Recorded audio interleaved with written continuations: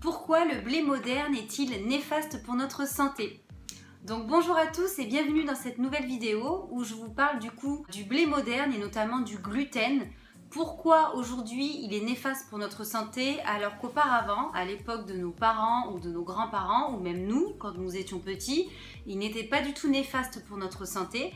Donc je vais vous expliquer un petit peu la transformation en fait qu'a subi le blé et donc notamment le gluten au fil du temps pour que vous compreniez pourquoi aujourd'hui il n'est pas bon d'en consommer au quotidien sans gluten, et aussi des petites astuces, notamment une astuce à base d'huile essentielle pour pouvoir un petit peu améliorer votre confort digestif et notamment vos ballonnements.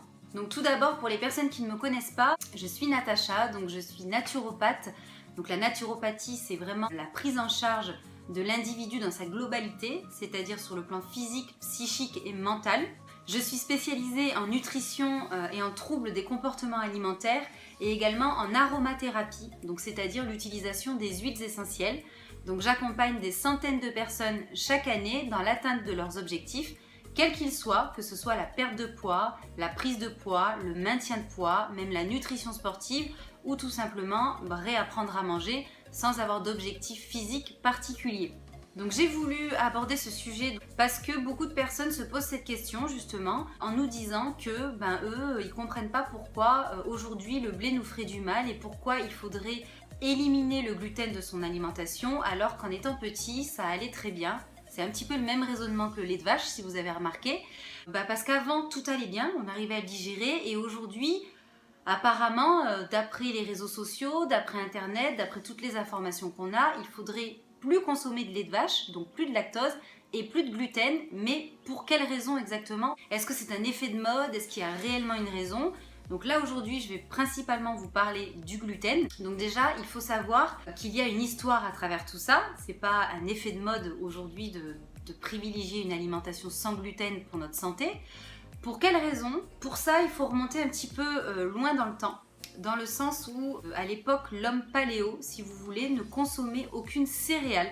Donc c'est-à-dire qu'à l'époque il mangeait principalement de la viande, du poisson, des fleurs, des pousses, des crustacés.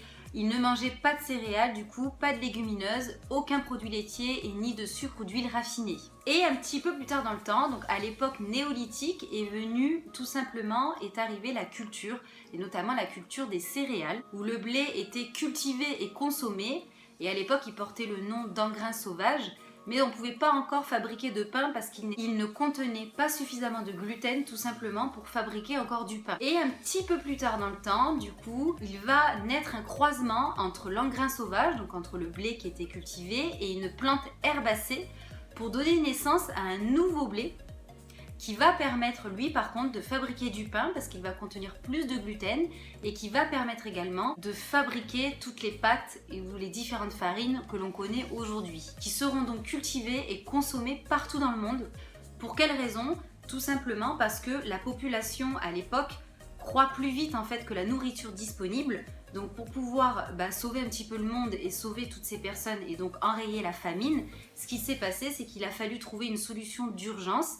Donc ça a été celle-là notamment qui a été trouvée par l'homme, c'est-à-dire de créer des nouvelles variétés de blé qui vont pouvoir permettre d'avoir un rendement 3 fois supérieur à celui du blé original, qui va permettre justement de nourrir tout le monde et toute la population. Et donc à partir de ce moment-là, ces variétés de blé ont permis de créer du pain, des pâtes, etc. seront consommées et cultivées partout dans le monde. Mais il faut bien comprendre que ce sont du coup des mutants, que ce sont des blés qui ont été transformés et modifiés. Donc il faut bien comprendre qu'introduire en fait un nouveau gène dans un organisme, ça a des conséquences. Seulement à cette époque, ils n'ont pas du tout pensé à ça. Eux, ils pensaient que ce serait tout simplement sain pour l'homme, et ils pensaient surtout à sauver beaucoup de personnes. Donc ça partait d'un bon sentiment. Sauf que malheureusement, au fil des années qui sont passées, ils se sont rendus compte avec les études, avec les recherches et avec l'arrivée d'Internet, bien sûr que c'était complètement néfaste pour l'homme et que c'était du coup à l'origine de nombreuses allergies, de nombreuses pathologies, intolérances alimentaires et de nombreuses maladies. Donc si vous voulez en savoir plus justement sur toutes les maladies qui sont liées au gluten, notamment de nombreuses maladies auto-immunes qu'on connaît aujourd'hui, je vous conseille de lire ce livre donc, qui est de Julien Vénesson, Le gluten, donc comment le blé moderne nous intoxique, où il explique absolument tout. Et d'ailleurs, la vidéo que je vous fais aujourd'hui est un gros résumé de ce bouquin. Mais si vous voulez vraiment connaître l'histoire dans le détail, connaître toutes les maladies, etc. et il donne même des conseils à la fin pour avoir une alimentation aujourd'hui sans gluten, je vous conseille vivement de lire ce bouquin parce qu'il est super. Donc vous aurez compris pourquoi on l'appelle le blé moderne, de par toute son histoire et toute sa transformation, est complètement néfaste pour nous, pour notre système digestif et notamment pour notre intestin qui est un organe très fragile qui nous protège, vous savez, de toutes les bactéries extérieures. Du coup, la consommation de gluten vient vraiment perturber notre flore intestinale.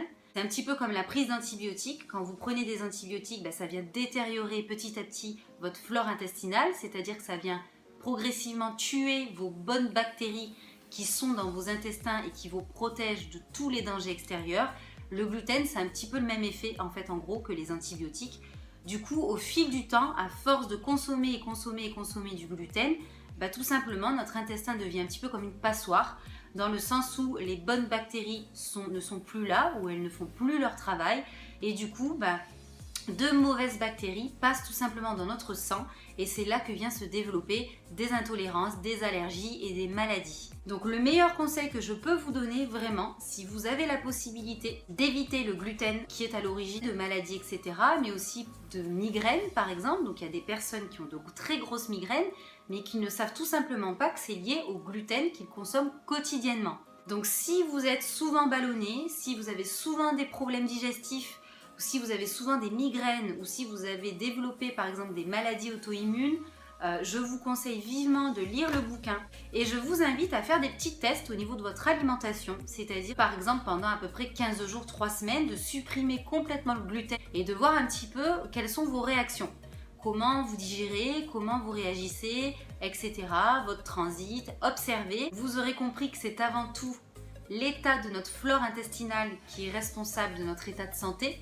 Donc si vous avez une flore intestinale qui est trop endommagée, forcément votre état de santé va en découler puisque c'est notre intestin qui est à l'origine d'un bon système immunitaire. Donc le gluten vient directement affecter votre flore intestinale. Je vous déconseille tout simplement d'en consommer. Alors attention, on est bien d'accord, c'est sûr qu'en cas d'écart alimentaire, vous allez forcément consommer du gluten. Si vous faites une pizza, etc., donc il ne faut pas non plus tomber dans les extrêmes. De temps en temps, il faut se faire plaisir, ça c'est clair.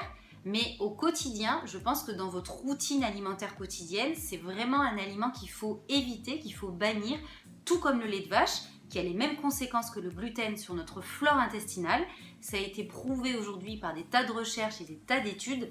Et d'ailleurs, le bouquin dont je vous parle est fondé par de nombreuses recherches et de nombreuses études qui sont citées à la fin du livre. Donc pour avoir un meilleur confort digestif, pour éviter tout ce qui est ballonnement et avoir vraiment un meilleur transit, vous se sentir tout simplement mieux dans votre corps, je vous conseille d'éviter du coup le gluten dans votre alimentation quotidienne. Je vous conseille également d'éviter évidemment la consommation de lait de vache, donc de lactose.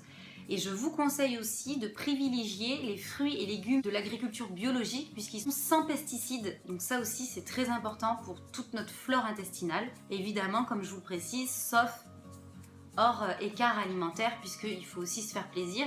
Mais ces écarts sont tellement ponctuels que ça vous fera pas de mal sur du long terme si vous voulez. Et la petite astuce que je peux vous donner pour les personnes qui souffrent vraiment quotidiennement de ballonnement par exemple et qui font déjà très attention à leur consommation de gluten, à leur consommation de lactose et qui font attention aux fruits et légumes qu'ils choisissent, je vous conseille de prendre sur un comprimé neutre ou tout simplement sous votre langue une goutte d'huile essentielle de basilic exotique juste après votre repas et en fait ça va tout simplement faciliter votre digestion, ça va venir apporter un confort digestif. En fait, ça va tout simplement venir limiter la formation de gaz qui provoque du coup les ballonnements, puisqu'on sait que les ballonnements, ce sont principalement des gaz en fait qui sont présents dans votre ventre.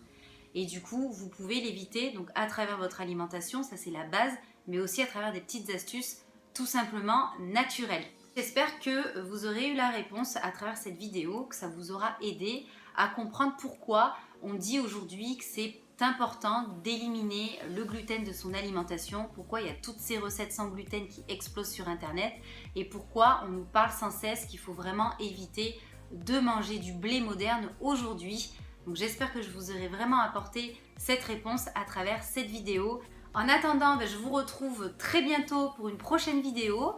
Donc si cette vidéo vous a plu, n'hésitez pas à la partager autour de vous, toujours dans le but d'aider quelqu'un qui aurait besoin d'avoir l'information. Vous êtes libre également de vous abonner à cette chaîne YouTube et surtout, n'oubliez pas de cliquer sur la cloche pour activer toutes les notifications afin de ne louper aucune prochaine vidéo. N'hésitez pas à partager un petit peu votre expérience autour de ça ou même vos connaissances. Ce sera toujours un plaisir pour moi de partager et de discuter avec vous donc à travers les commentaires. Donc je vous dis à très bientôt pour une prochaine vidéo en espérant que celle-ci vous aura plu. Et comme d'habitude, prenez soin de vous et je vous embrasse très fort. Bye bye!